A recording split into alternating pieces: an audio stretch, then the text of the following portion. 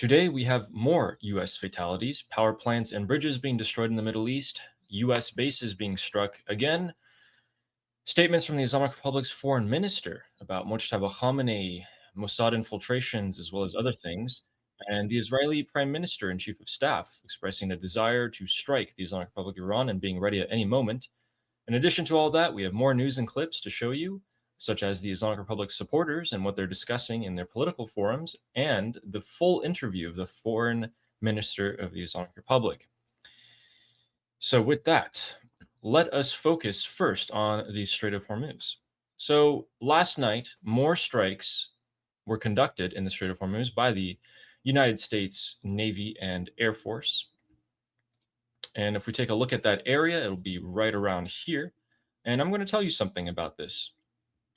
So, last night, the attacks continued, and they focused mainly on Kesh Island. Now, Kesh Island is the largest island in the Strait of Hormuz, as you can see here, and is host to many of the Islamic Republic's missile launchers and other such military installations like radars.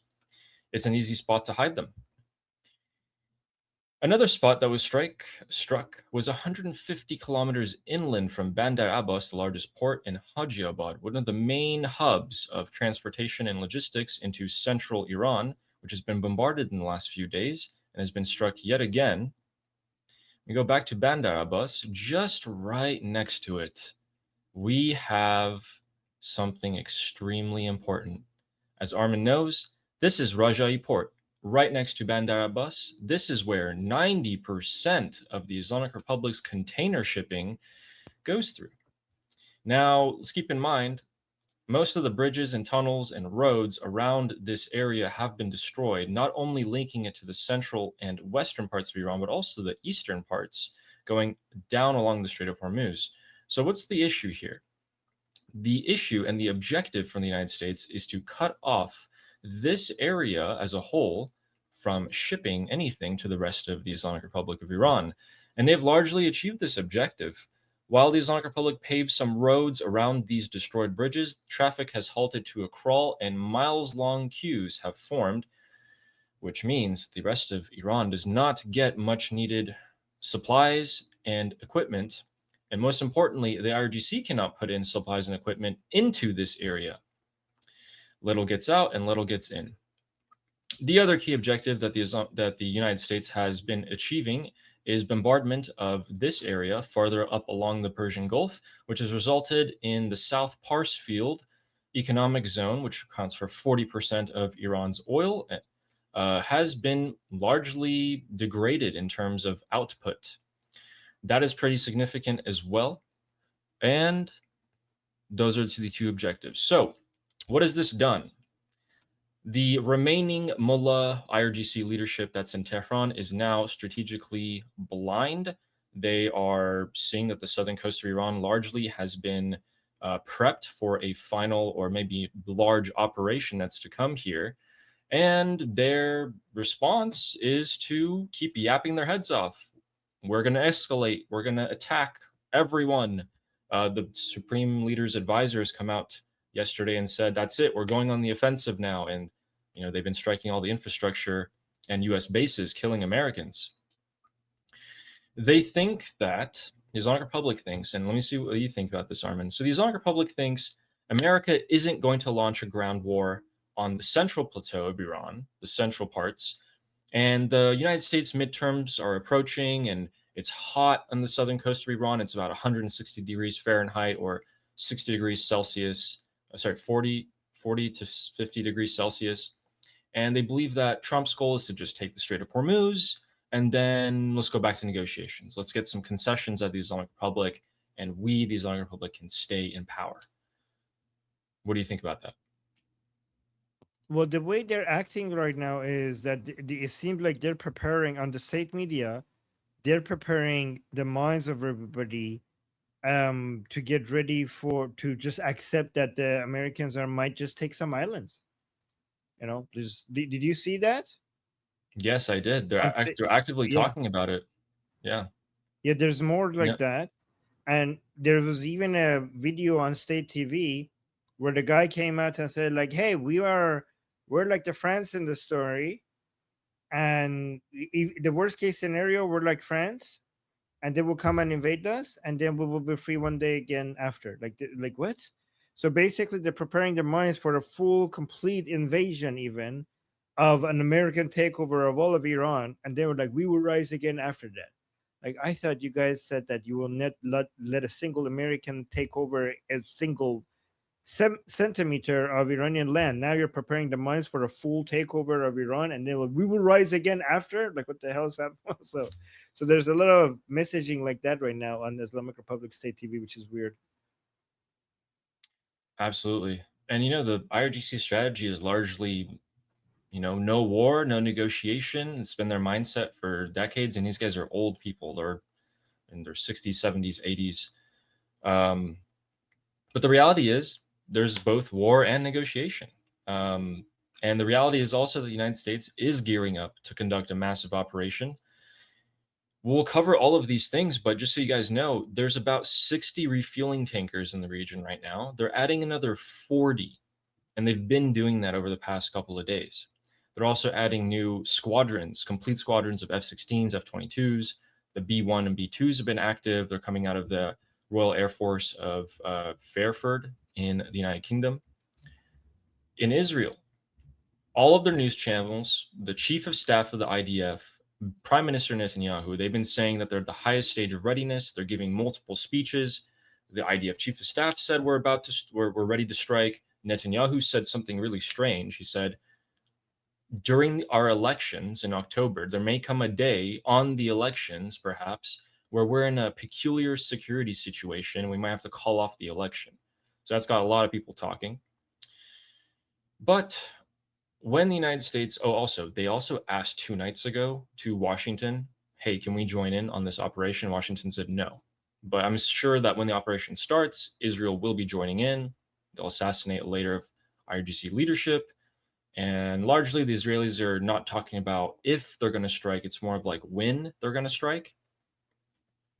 Then we go to the Islamic Republic. And in the Islamic Republic, Ghalibaf, the face, the most powerful man probably behind the supreme leader if he exists, is saying unity. Araghchi, the foreign minister, came out with an interview, and I think it's about 5 minutes long. We have the whole thing. And he's saying that Mojtaba Khamenei, the supreme leader, yeah, he's just a decoration piece. And Mossad, yeah, they've infiltrated us at the highest level. Khamenei, the previous one, yeah, he died because there was a breach in security from the U.S. and Israel. I don't know if he's supposed to say those things. I don't know. Did he? I don't know. But those are some pretty big things. And the top Iranian opposition analysts, so people like us, Morad Vaisi, has been largely saying for a while now that he believes in the top 10 to 20 people in the Islamic Republic, there are Mossad infiltrations or CIA infiltrations, most What? likely Mossad. Yeah, he said that. He said, I've been saying that for a long time, the top 10 or 20 people Oh, top 10 and 20. of the Islamic Republic. Yeah. I thought you said 20%. I'm like, No, okay. top 10 to 20 people. Uh, Yeah. oh, top 20 people are Mossad agents? He's saying in the top 20, there are some Yes. Mossad agents. Oh, Yeah. okay. That makes a lot more sense. Okay. Yeah, that makes a lot more sense. Yeah. So, should we take a look at the map? Yes. Armin, so actually we had more US fatalities. So, in the Jordanian base, first of all, they went ahead and they found the third, the missing US service member. They found his remains. They were able to identify his remains as him and have declared him a fatality. But there was also another fatality up here in Erbil. A United States bomb diffusion squad was diffusing one of the drones at the Islamic Republic through their way that didn't explode. The bomb squad successfully diffused it, and the bomb squad itself did not suffer any casualties, but it seems like a US soldier standing nearby, was hit by shrapnel and was killed on the spot. So there was another US fatality as a result of the Islamic Republic. In addition to that, right now there has been multiple ballistic missile launches for the past about 45 minutes now in multiple waves, targeting Kuwait and Bahrain from the Islamic Republic. And last night, what they actually managed to do to poor old Kuwait is that they hit a power plant right here in northern Kuwait. This is the same power plant they hit yesterday, and if we zoom in closer, we can see that the area is grayed out. It's because the area is on fire right now, and there's a huge plume of smoke in the air, but also to stop people from getting open source intelligence like that. So let's take a look at what this power plant looks like at the moment. There is blue fire coming out of it, يا لطيف some sort of electric fire there, as we حول can see. الكهرباء يا لطيف And Kuwait only has 16 power حول plants. الكهرباء اللي بس This is the second one that's been struck multiple times at this مريح point, also serving as a desalinization plant. It's not looking so good for Kuwait because if we zoom out and want to take a look at this same fire, we can see that this is the result of it. Let me actually mute that audio. So Kuwait has been undergoing some power outages, as long as inside of Kuwait City as well, a lot of their power stations are actually going offline quite constantly. So this is I forgot its name. It's called the Sabia thermal power plant in northern Kuwait. Again, struck multiple times, both yesterday and today. And the Kuwaitis are not very happy. We actually have some Kuwaiti pundits coming on to uh, international media and cussing out the Islamic Republic and then getting cut off right when they do that. So we'll show you that in a second. But let's go to the most important thing that you guys want to see. Let's go all the way to Israel, where we are able to see that according to the New York Times, the United States is rushing additional warplanes, and we'll show you exactly what the list of those are, and support assets to the Middle East. So they're saying that Trump has decided they want to conduct a massive operation, which is largely what we've been saying for a long time. And we were able to see that these planes are these. So 15 F-35As, 12 more F-15s, 12 F-16s from the Aviano Air Base, and then 12 more F-16s from Sprengdahlem Air Base.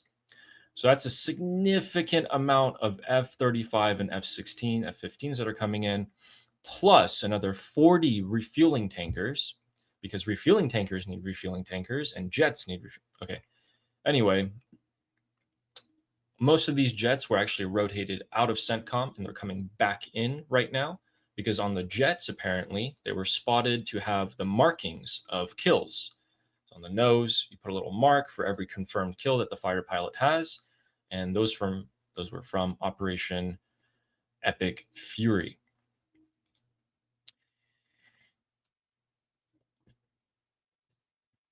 Let's go back at the Middle East here.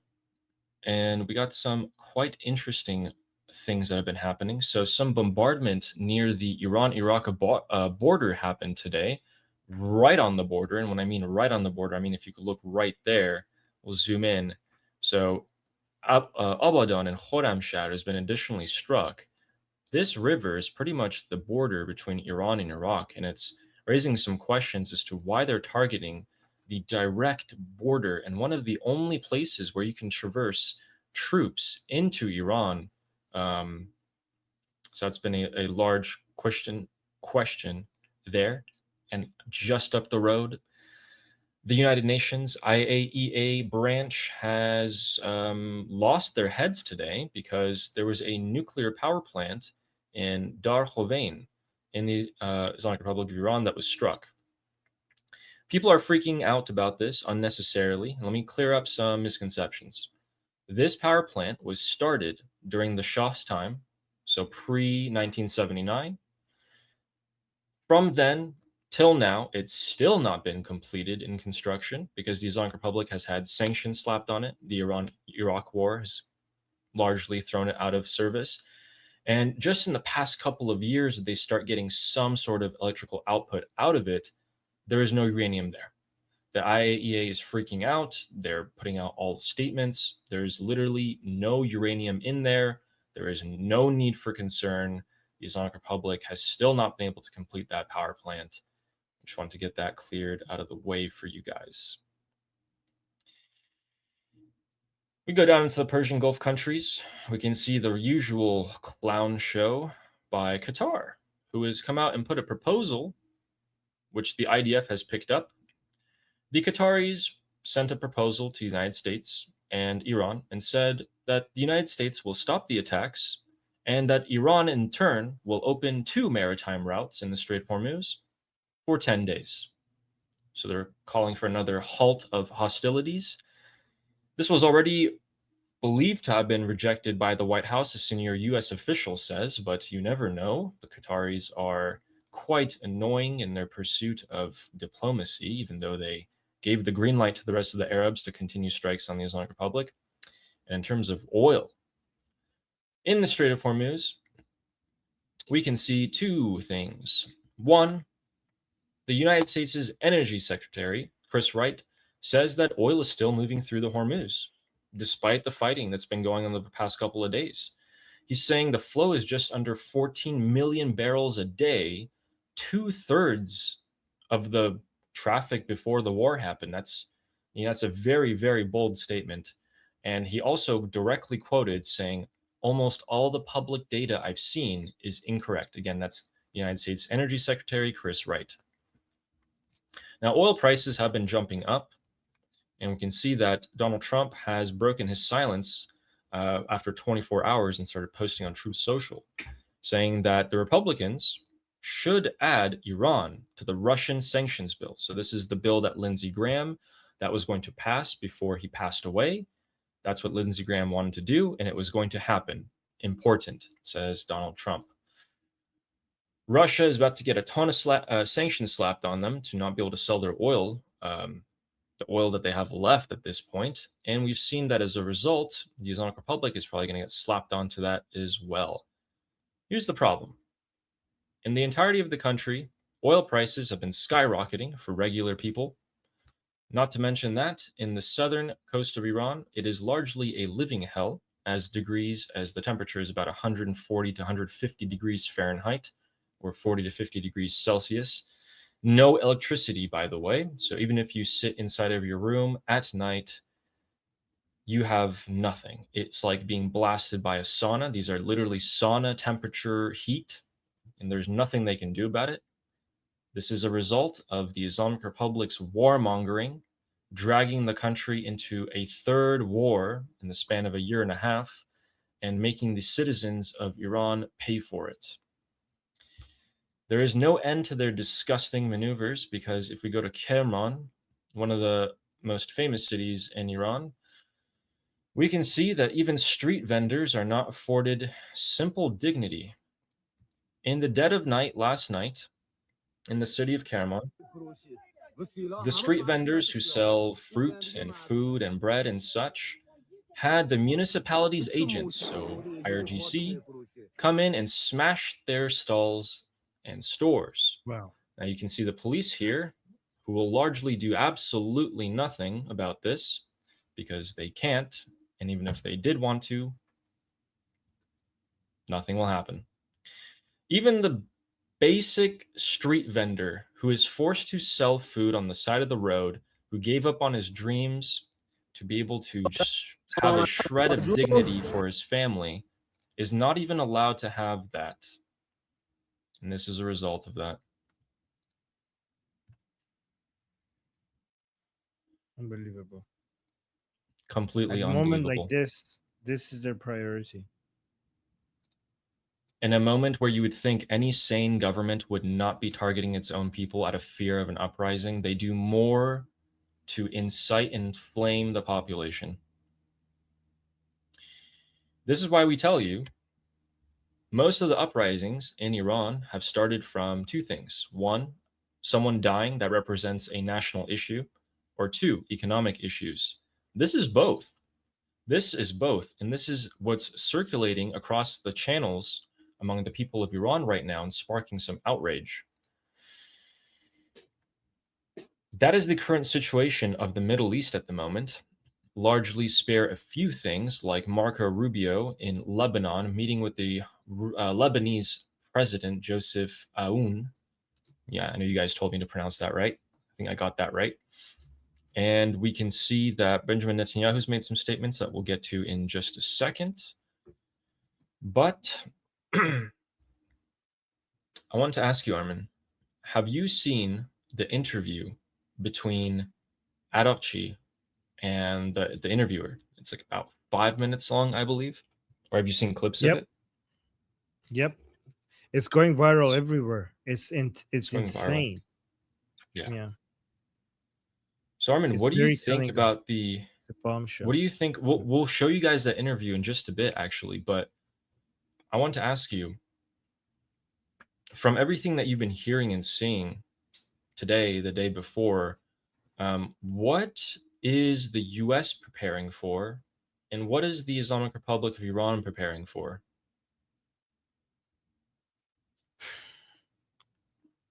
The Islamic Republic in Iran is preparing for massive US attacks.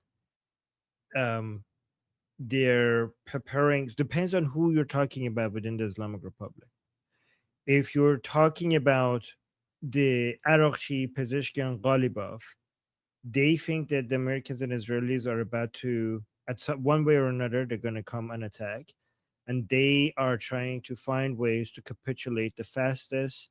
So for them to either give Trump something that makes them hold back, or give Trump enough to find ways to spare them if we go back to war.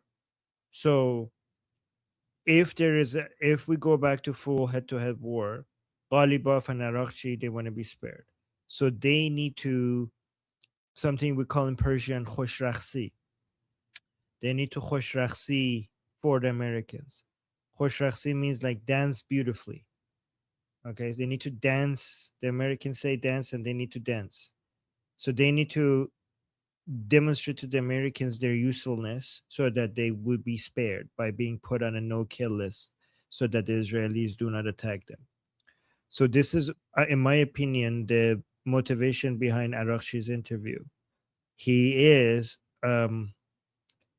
he took an anti-urgency stance by suggesting that they were responsible also for the MOU, which was Ali completely in line with our prediction of what will eventually happen. We saw it starting to creep up, and I showed you videos of it starting to become more, but now it's going all the way up to Araghchi, directly basically implicating them in the signing of the MOU and all the negotiations that they did with the United States, which is a big deal. To me, this is they're making more radical moves because I think they're thinking that they're running out of time. This is also like the state TV coming out and saying like, oh, if they take some of our islands, who cares? Like it's not the end of the world. That means that they're getting ready for something radical. I'm not saying if it will happen or not, but that's the impression of the Islamic Republic. The Israelis are getting ready for something radical. So we just need to see what the Americans are going to do now. When it comes to the Americans, I also think you have to ask, who are you exactly talking about? When it comes to President Trump, he's the most unpredictable one here, and I think that's a huge asset that the United States has. But I think that we know what the Israelis are going to do if they're allowed.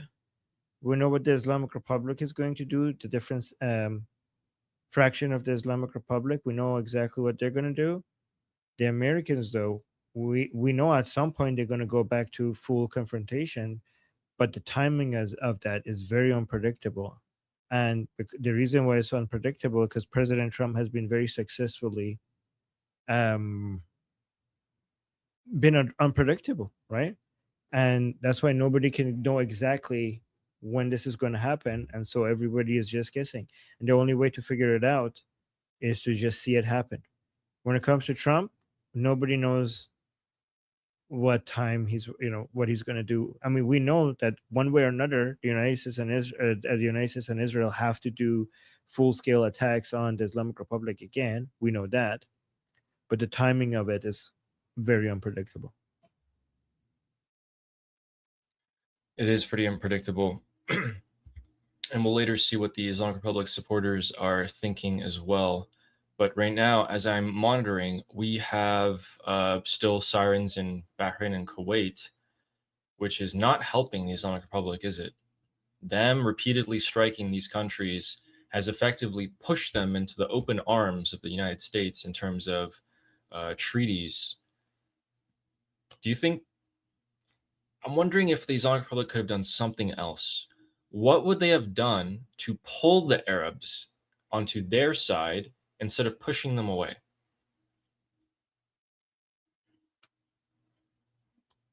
Wait, what do you mean? The bombing of Kuwait and Bahrain and UAE and all these countries, it just kind of forced them to adopt a closer role with the United States and Israel. But I'm wondering, like, what could they have done to actually bring them closer to the Islamic Republic side? What the Islamic Republic could have done? Not attack them, Yeah. maybe? Yeah, Maybe not bombing their civilian infrastructure would be a start. that's very true. They're bombing their Yeah, infrastructure. here's what you should be asking. What could have this Arab countries could have done to respond better to the Islamic Republic?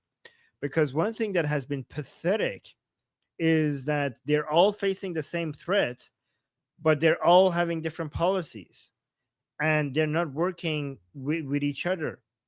Like, not only these Arab countries don't see that they have to go under the security umbrella of Israel, they're not even working with each other against the same threat, which is weird. Like, you are all vulnerable, and one thing that unites countries and people is an external threat. But for some god, like, you're all Arab, you're all Sunni, you're all dealing with the same enemy, you're all in the same geographic area, and the one thing that usually unites people, which is an external threat, somehow didn't get you guys united. And you all have your own separate, independent, contradictory policies.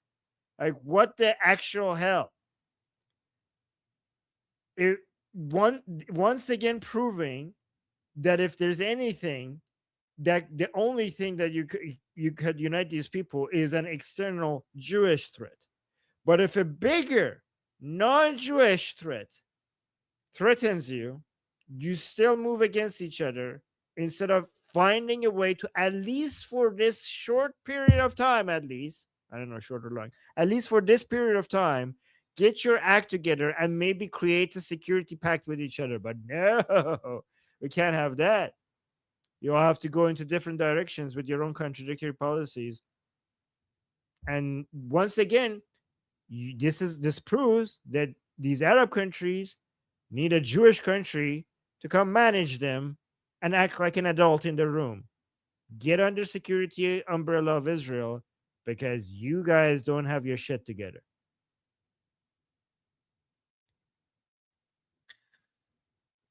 My name is Armin Navabi. I'm an Iranian political analyst with decades of experience fighting the Islamic regime inside and outside of Iran. Make sure you follow me for more, and also make sure you join our discussion group. I'm there almost every single day.